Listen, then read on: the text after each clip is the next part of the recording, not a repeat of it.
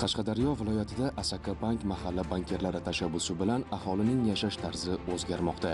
Bugungi kunda ishsiz yurgan fuqarolar o'z biznesini boshlayapti, tadbirkorga aylanyapti.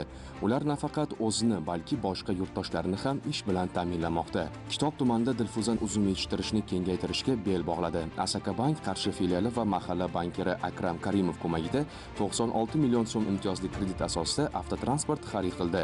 Bu bilan faoliyatini kengaytirdi va yangi ish o'rni yaratildi.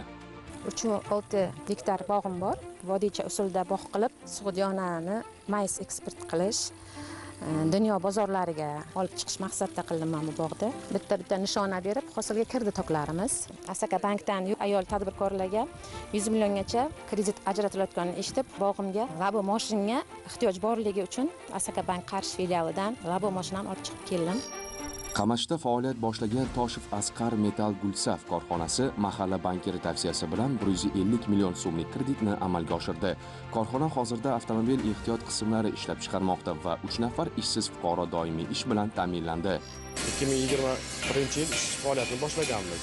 Bizlar asosan mashinalarga chexol ishlab chiqaramiz, tomlariga yukxona, mahalliy stol-stullar, yig'ma ko'chma to'yxonalar, qishki sezonga isitish pechlari, katyol, metalldan yasaladigan hamma buyumlarni ishlab chiqaramiz. Ishlab chiqarayotgan mahsulotlarimiz Qoraqalpog'iston Respublikasiga, Xorazm viloyatiga, Buxoro viloyatiga, Samarqand viloyatiga, o'zimizning Qashqadaryo viloyatiga, Surxondaryo viloyatiga yetkazib beramiz. Asaka Bankdan 150 million kredit olganman. Ishlab chiqarishimiz yaxshi, qulayliklar yaxshi, kredit olish niyatimiz bor.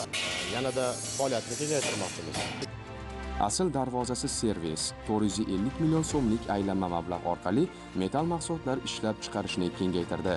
Asaka Bank mahalla bankiri Narzullayev Oxunjon yordamida bugun 4 ta yangi ish o'rni tashkil etildi. Bu 4 ta oilaning barqaror daromadi degani.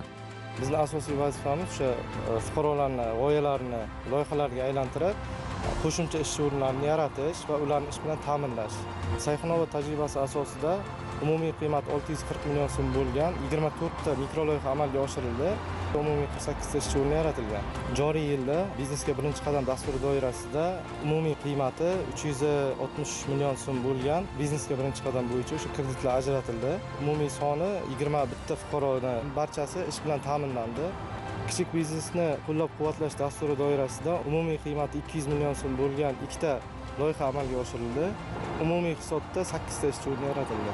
Sanam mahallasida Sayxunobod tajribasi bo'yicha 10 ta xonadon tanlab olingan va undan 8 ta xonadonga umumiy qiymati 280 million so'm bo'lgan loyiha paketlari yetkazib berildi. Kanstar Bar mas'uliyati cheklangan jamiyati esa avtoservis faoliyatini tashkil etish uchun 142,5 million so'm kredit oldi. Bu tashabbus orqali yana 3 fuqaro ishli bo'ldi. Asbob-uskunalar xarid qilinib, xizmatlar yo'lga qo'yildi. Biz bu kreditni olganimizdan maqsad mashinaning ko'targich qismlarini, kresli, kirish naborlar, ehtiyot qismini oldik. Shu bilan birga 3 kishini ish bilan ta'minladik. Bu ochishimizdan maqsad ham uyimizga yaqin, bu ishimiz bizga o'zimizga yoqadi. Asaka Bankning mahalla bankirlari faqat kredit beradigan xodim emas.